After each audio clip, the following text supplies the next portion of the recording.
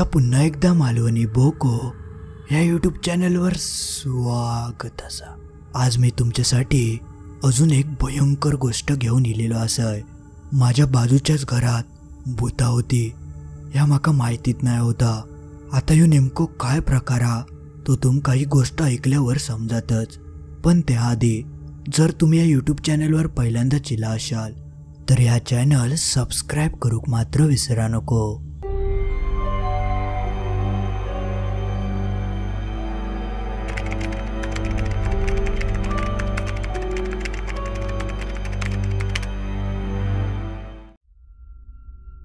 माझं नाव मोहित।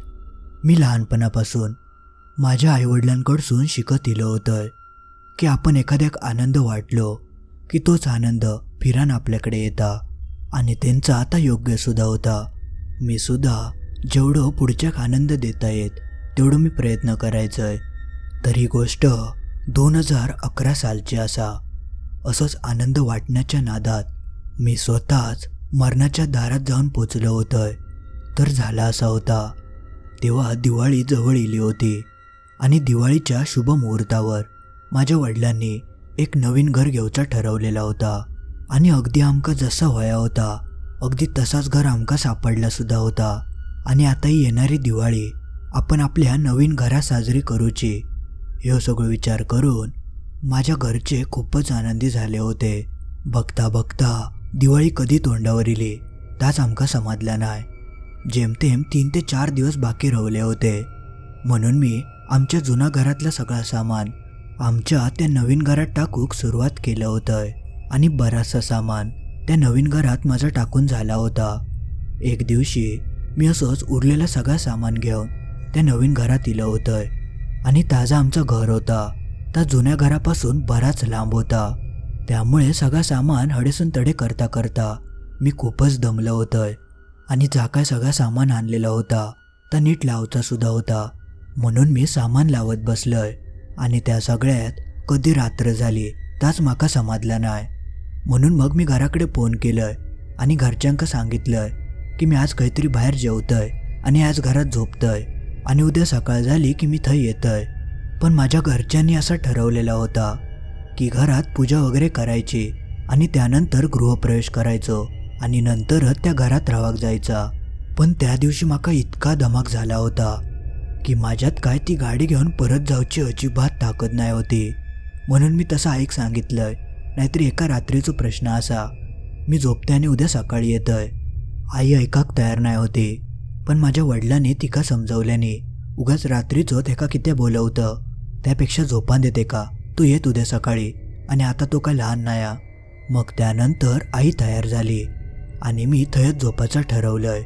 रात्री मी बाजूच्याच एका हॉटेलात जाऊन जेवलंय आणि जेवण वगैरे मी झोपाक आमच्या त्या नवीन घराकडे इलंय आणि त्या दिवशी मी एकटो त्या घरात झोपणार होतोय। माका कसली भीती वगैरे नाही होती पण नवीन घर म्हटला की जरा माणसाक अवघडल्यासारखं वाटता म्हणून माका झोप लागत नाही होती। पण थोड्या वेळान माझं डोळं लागलो आणि मी शांत झोपलोय तरी रात्री 1च्या दरम्यान माका एका आवाजान जाग गेली। एक बाई मोठमोठ्यान आरडत होती आणि रडत सुद्धा होती। असं वाटत होता की कोणतरी तिका मारता आणि तो जो आवाज होतो तो आमच्या बाजूच्याच घरातून येत होतो। बघता बघता तो आवाज वाढाकत लागलो। एका बाईक कोणतरी चांगलंच मार देत होतो आणि ती अक्षरशः मोठमोठ्यान बोंबटत होती। मी तेव्हा पहिल्यांदा त्या नवीन घरात राहत होतोय त्यामुळे माका माहिती नाही होता की आमच्या शेजारी नेमका कोण राहता। त्यामुळे मी त्या सगळ्याकडे दुर्लक्ष केलंय। मी म्हणालोय की असाच त्यांचा काहीतरी असं म्हणान मी झोपायचा प्रयत्न करूक लागलोय पण त्या बाईचा आवाज माझ्या अक्षरशः कानात टोचत होतो। एखादी बाई एवढी मोठमोठ्यान वराडता आणि ती पण अशी मध्यरात्री आणि असं खयचो माणूस असा जो एखाद्या बाईक जीव जावसर मारता। म्हणून मग मी ठरवलंय की एकदा तरी मी नेमकं हे सगळं काय प्रकार हा तो बघून येतोय। तसं मी माझा मोबाईल घेतलंय आणि घर बंद करून आमच्या बाजूच्या घराच्या दिशेने जाऊक लागलोय। जसं मी त्यांच्या घराच्या दाराकडे गेलोय आणि जसा त्यांचं दार वाजवतोय तसा तो दार आपणच उघडला। त्या दरवाजाचा तो आवाज संपूर्ण घरात घुमलो आणि काही क्षणासाठी मीच घाबरलो होतोय. पण माका एक गोष्ट समजत नाही होती की एवढ्या मध्यरात्री घराचं दार कोण उघडा ठेवता. तेव्हा माझ्या मनात चोराची शंका येली. दार उघडा असा म्हणजे नक्कीच कोणतरी आत शिरला. पण तेव्हा माझं लक्ष एका गोष्टीकडे गेलो. जसं मी तर दार उघडलं होतं त्या क्षणापासून मगातपासून जी बाई बोंबटत होती तिचा आवाज हरवानच गेलो होतो. माका तेव्हा समजतच नाही होता की मी नेमकं त्याच घरात इलय की दुसऱ्या घरात. पण आवाज तर ह्याच घरातून येत होतो. माझं एक मन माका म्हणत होता की ह्या घरात जाऊ नको, तर दुसरं मन माका म्हणत होता की एकदा जाऊन बघ की नेमकं काय प्रकारा, कुणाक तरी तुझी मदत होई असात. आणि मी त्यावेळेक माझ्या दुसऱ्या मनाचं ऐकलंय आणि त्या घरात जाऊचं ठरवलंय. मी पहिल्यांदा बाहेरसूनच मोठमोठ्यान आवाज देऊक लागलंय, जेणेकरून घरात जर कोण असात तर तो माझा आवाज ऐकान बाहेर येत. पण तसा कायच घडला नाही आणि त्या घरसुद्धा बऱ्यापैकी मोठा होता. मग शेवटी मी घराच्या आतमध्ये गेलोय आणि घरात कोण असा की नाही तर बघूक लागलोय.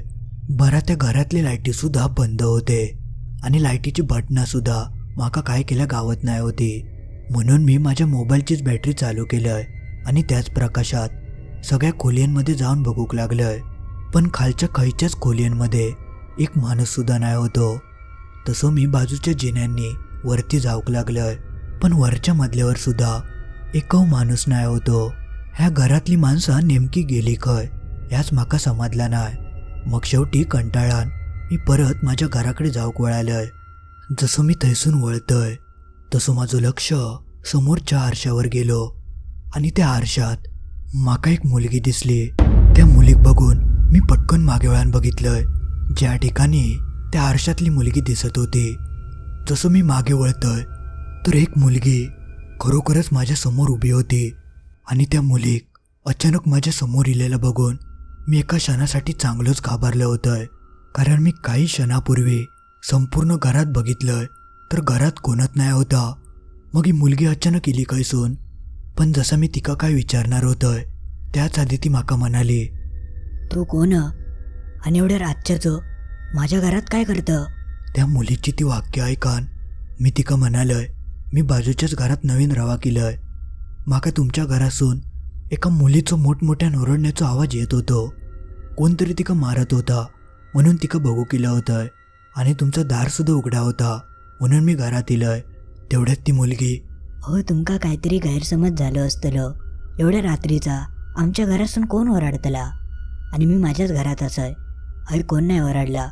तसं मी मनात विचार करूक लागलोय. माका तर स्पष्ट आवाज ऐकू गेलो होतो आणि तो एकदा नाही कित्येक वेळा तरी इलो होतो.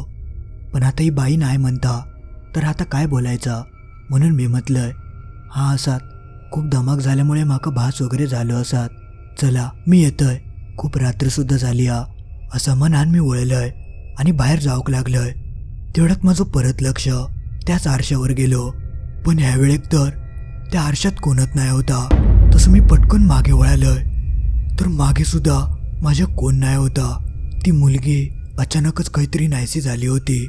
मी त्या मुलीच्या दिशेने जाऊन बघितलंय पण ते फक्त काळोखच होतो आणि सगळी स्मशान शांतता. त्यावेळेक तर मी अजूनच घाबरलोय आणि तैसून घाबरत घाबरत खाली उतराक लागलोय. खाली उतरता उतरता माझ्या डोक्यात एकच विचार येत होतो, तो म्हणजे मी ह्या मुलीचा आवाज ऐकलोय. मगातपासूनची मुलगी आरडत होती तिचं सुद्धा आवाज असंच होतो. ह्याच मुलीक कोणतरी मारत होता असं विचार करत करत मी खाली उतरलोय. जसं मी हॉलमध्ये येतोय तर माका हॉलच्या सोफ्यावर एक माणूस आपल्या आईवडिलांसोबत बसलेलो दिसलो आणि ते तिघवले जण माझ्याकडे एकटक बघत होते. मी आधीच खूप घाबरलं होतं.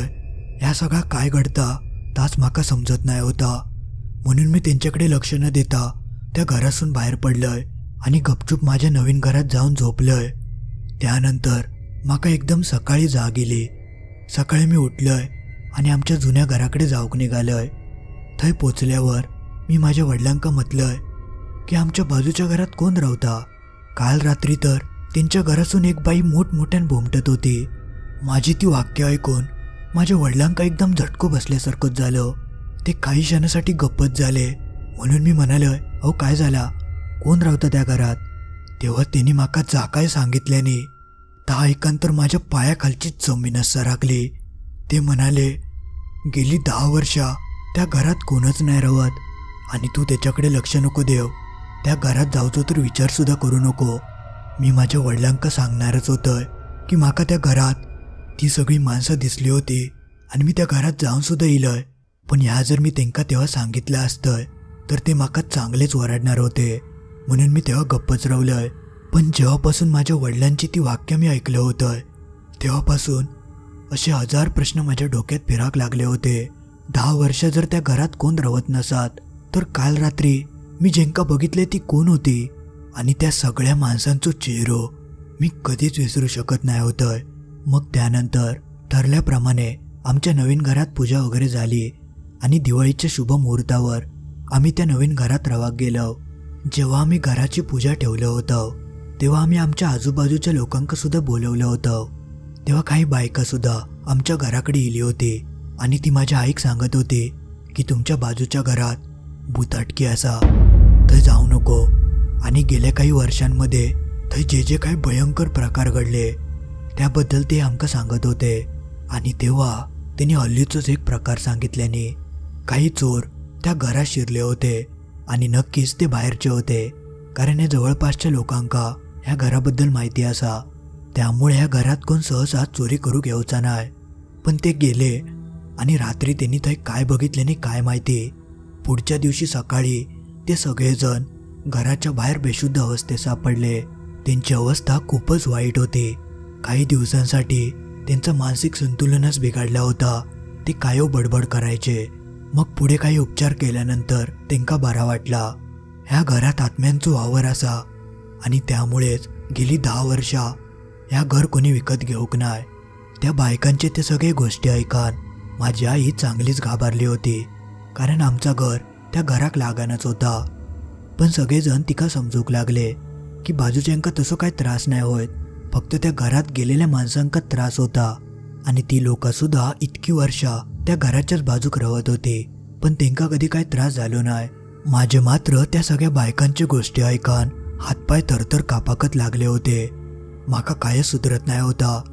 हे सगळे म्हणतात की त्या घरात गेलेलो कधीच नीट बाहेर येत नाही आणि मी तर त्या रात्री त्या घरात जाऊन इलोय. मग माका कसा काय नाही झाला. आणि मी तर स्वतःच्या डोळ्यांनी थंयच्या परिवाराक बघितलं होतं. थंय नक्कीच एक परिवार रावता आणि हयची लोका तेंका भूत म्हणतात. माका एका बाजूक तर भीती वाटत होती, पण दुसऱ्या बाजूक असं वाटत होता की नेमको काय प्रकार तो शोधून काढायचो. मी दिवाळीच्या पहिल्याच दिवशी आमच्या घराच्या गच्चीवर गेलो होतोय आणि या सगळ्याचा विचार करत होतोय. तरी संध्याकाळ झाली होती आणि सगळेजण आपापल्या घराच्या बाहेर दिवे लावत होते आणि मी आपलो गच्चीवर सून त्या बाजूच्या घराकडे एकटक बघत होतोय. माका असा वाटला होता की या घरात जर एखादा परिवार राहत असत तर त्या एखादो दिवो तरी लावूक बाहेर नक्की येतला, म्हणून मी त्याची वाट बघत होतोय. पण खूप वेळ झालो त्या घरातून कोणच बाहेर इला नाही आणि थंयच्या त्या सगळ्या परिसरात ता असं याकच घर होता ज्या घरातून फक्त अंधार बाहेर येत होतो. आणि माका त्या घराकडे बघून एकदम कसा तरी वाटत होता. सगळ्या घरांच्या बाहेर दिवे लागले होते, म्हणून मग माझ्या डोक्यात एक विचार इलो. मी एका पिशवीत 2-3 दिवे घेतलंय आणि त्या घराच्या दिशेने जाऊक लागलंय. मी त्या घराच्या बाहेर ते दिवे लावून येणार होतंय, पण जसं मी दिवे घेऊन त्या घराच्या समोर जातोय तसं त्या घराचं दार परत तसाच आणि आपणच उघडला. तसं माझं लक्ष त्या घराच्या आतमध्ये गेलो. त्या घराची ती अवस्था बघून माझ्या डोळ्यांवर विश्वासच बसत नाही होतो. संपूर्ण धुळीन माकलेला आणि कुळीष्टकांच्या जाळ्यांनी भरान गेलेला होता. पण 2 दिवसापूर्वी तर मी या घरात इलो होतोय तेव्हा तर घर या एकदम साफ होता. ह्यो नेमको काय प्रकार माका कायच सुधरत नाही होता. आणि तेव्हा सुद्धा मी परत एक वेडेपणा केलंय. मी त्या घराच्या आत शिरलंय आणि ती कुळीष्टकांची जाळी बाजूक करून करून आतमध्ये पाऊल टाकलंय. पण तेवढ्यातच माझो पाय कशाक तरी अडकलो आणि मी सरळ जमिनीवर कोसळलोय. जमिनीवर पडता क्षणी जमिनीतून अचानक 7-8 हात बाहेर इले आणि ते माका पकडूक लागले. मी जसं थंय किंचाळतोय तेवढ्यात कोणतरी माझा तोंड पकडल्यान मी आपले हातपाय जोर जोरात हलवूक बघत होतोय, पण कायच फायदो झालो नाही. कुणीतरी ते गच्च पकडून ठेवलेले होते आणि बघता बघता मी अक्षरशः जमनी शिरत चाललो होतोय. तेवढ्यात म्हाका जाणवला की एखादी धारदार वस्तू माझ्या पोटात शिरता. तशी म्हाका भयंकर वेदना सुरू झाले. मी कळवळाक लागलोय, पण मी कायच करूक शकत नाही होतोय. माझे हातपाय तर कोणतरी पकडून ठेवलेले होते. आणि तेवढ्यात माझे अचानक डोळे उघडले. मी पटकन आजूबाजू बघितलंय तर मी त्याच घरात होतोय आणि जमिनीवरच पडलो होतोय. म्हणजे आता माका जा काय दिसला ता एक स्वप्न होता. म्हणजे याचा अर्थ मगाशी मी जेव्हा पाय अडकान पडलोय तेव्हा बेशुद्ध झालोय आणि त्याच दरम्यान माका या सगळं दृश्य दिसलं होतं. माका समजला की हे नक्कीच काहीतरी गडबड असा आणि पुढे जा काय घडणारा त्याची नक्कीच काहीतरी चावला. म्हणून मी थंयसून जावचं ठरवलंय. पण जसं मी मागे वळून बघतोय तर त्या घराचं दार तर बंद होता. मी पटकन दाराकडे गेलोय आणि दार उघडूक लागलोय, पण त्या दार काय उघडाचं नाव घेत नाही होता. मी तेव्हा चांगलंच घाबरलोय. ह्या घरात येऊन मी खूप मोठी चूक केलं होतंय. तेवढ्यात माझ्या कानावर एक आवाज पडलो. तो आवाज वरसून येत होतो. माका कायो करून ह्या घराच्या बाहेर पडायचं होता, पण ह्या दारच उघडत नाही. मग मी बाहेर कसं पडा. तेवढ्यात माका आठवला की घराच्या गच्चीवरसून माका बाहेर पडा गावात आणि कोणाची तरी मदत मागू गावात. म्हणून मी पटकन माझ्या मोबाईलच्या बॅटरीन त्या घराच्या वरती पळाक लागलोय. पण जसं मी पायरीनी वरती जातोय तेवढ्यात माका समोर एक भलो मोठो माणूस दिसलो. आणि जसं तो माणूस मी बघतोय तशी माझ्या मोबाईलची बॅटरी आपणच बंद चालू होऊ लागली आणि ती क्षणार्धात बंद पडली. आणि बघता बघता तो एक एक पाऊल खाली उतराक लागलो. मी मोबाईलची बॅटरी चालू करून बघितलंय, पण ती काय चालू होत नाही होती. माझा काळीज मोठमोठ्यान धडधडाक लागला होता आणि त्या घरात इतको काळोख होतो की माकाच पुढचा काय नीट दिसत नाही होता. तेवढ्यात माका पटकन आठवला की माझ्या हातात एक पिशवी असा आणि त्याच्यात दिवे आहेत. मी कसलोच विचार न करता पटकन दिवे बाहेर काढलंय आणि माचीसच्या मदतीन एक दिवो पेटवलंय. तसं त्या दिव्याचा प्रकाश संपूर्ण घरात पसरलो आणि समोरसून येणारा तो आवाज एकदम बंद झालो. तसं मी तो दिवो घेऊन हळूहळू वरती चढाक लागलोय. आणि तुमका खोटा वाटात, माका त्या दिव्याच्या प्रकाशात माका 2 दिवसापूर्वी दिसलेली ती बाई, खालचो तो बापियो, तिचे आई वडील स्पष्ट माका लांब उभे असलेले दिसत होते आणि ते माझ्याकडेच बघत होते. पण ते माझ्या जवळ काय येत नाही होते. त्या सगळ्यांका बघून माझी चांगली तणतणली होती. पण माका तेव्हा एक गोष्ट समजली होती की या आगीपासून लांब उभ्या असत आणि त्या आगीच्या जवळ येऊक बघत नाहीत. म्हणजे जोपर्यंत यो दिवो असा तोपर्यंत मी नक्कीच वाचूक शकतोय. असो विचार करून मी पुढे पुढे चलाक लागलोय. पण माका तेव्हा स्पष्ट जाणवत होता की माझ्या मागे चिकटान कोणतरी चलता, कारण त्या दिव्याचा प्रकाश तर माझ्या मागे पडत नाही होतो. आणि त्याच कारणामुळे एखादो आत्मा माझ्या मागसूनच चलत होतो. आणि असं भूतांनी घेरलेल्या अवस्थेत कसो एखादो माणूस चलाक शकता. माझी तेव्हा जी काय अवस्था झाली होती ती मी शब्दात मांडूकच शकत नाही होतंय. पण एवढ्यातच सगळा काही संपला नाही होता. मी जसं त्या गच्चीपर्यंत येऊन पोचणारच होतंय तेवढ्यात कोणीतरी माझं पाय मागसून पकडल्यान आणि मागे वडल्यान. तसं मी सरळ जमिनीवर कोसळलोय आणि माझ्या हातातलो दिवो सुद्धा खाली उडावलो आणि तो पडान विजलो. आणि जसं तो दिवो विजताना मी बघितलंय तेव्हाच माका समजला की आत्ता माझा काय करा नाही. तेव्हा माका समोरच्या दारासून प्रकाश येताना दिसलो. मी कसलोच विचार न करता त्या दाराच्या दिशेने धाव घेतलंय आणि एका झटक्यात त्या दार उघडून बाहेर पडलंय. दार उघडताच मी त्या घराच्या गच्चीवर येऊन पोचलोय. आणि मी तेव्हा इतको घाबरलोय की मी काय करतोय ताच माका समजत नाही होता. मी त्याच सगळ्या गडबडीत त्या घराच्या गच्चीवरसून सरळ खालीच उडी मारलंय. माका एवढा बांध रावला नाही की एवढ्या उंचीवरनं उडी मारून माका लागात किंवा अजून काय होत. पण मी थंयसून सरळ खाली उडी मारलंय आणि एवढ्या उंचावरनं पडान मार तर लागणारच होतो. माझो हात मोडलो होतो आणि मी मोठ्या नारडले सुद्धा होतंय. माझो आवाज ऐकान माझे वडील थंय धावत इले. वडील येईपर्यंत मी बेशुद्ध सुद्धा पडलो होतंय. माका जेव्हा जाग येली तेव्हा पुढच्या दिवशीची सकाळ झाली होती. माझो हात माझ्या गळ्यात इलो होतो. पण नशीब माझ्या जीवावर बेतणार होता ता फक्त हातावरच बेतला. त्यानंतर माझ्या घरच्यांनी माझी चांगली शाळा घेतल्याने. पण या सगळ्या घटनेनंतर मी माझ्या संपूर्ण आयुष्यात अजूनपर्यंत त्या घराकडे नजर वळवून काय बघूक नाही. आता या घटनेक खूप वर्ष उलटान गेली आणि जेव्हा जेव्हा माझी नजर त्या घराकडे जाता तेव्हा तो सगळं प्रकार आठवून अजून अंगावर काटो येता. मंडळी, आज पुरता एवढाच. तुमका ही गोष्ट कशी वाटली त्या कमेंटमध्ये नक्की कळवा. आणि तुमका जरी गोष्ट आवडली असात तर नक्की लाईक करा आणि आपल्या मित्रमैत्रिणींका ह्या व्हिडिओची लिंक शेअर करूक विसरा नको. आणि सबस्क्राईब तर तुम्ही केला असालच. चुकान जर कोणचा रावला असात तर लगेच सबस्क्राईब करून टाका. आणि बाजूची घंटा ती वाजवूक विसरा नको. देवाची घंटा ती. चला तर मग लवकरच भेटाया अशीच एक आगळीवेगळी आणि भयंकर गोष्ट घेऊन बुधवारी ठीक रात्री 10:30 वाजता.